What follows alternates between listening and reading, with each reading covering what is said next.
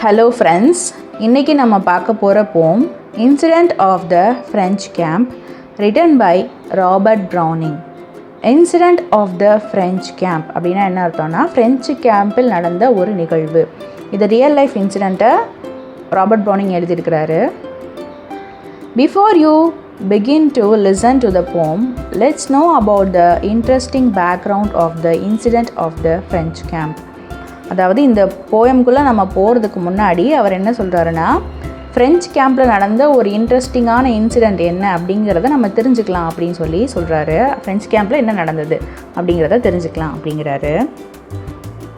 So Napoleon போனபேர்ட் அப்படிங்கிறவோட வாழ்நாள் காலம், அவர் ஒரு வீரர். வாழ்நாள் காலம் 1769 1821 வரைக்கும் அவர் வந்துட்டு ஒரு ஆஃபீஸராக இருந்தார் ஃப்ரெஞ்ச் ஆர்மியில்.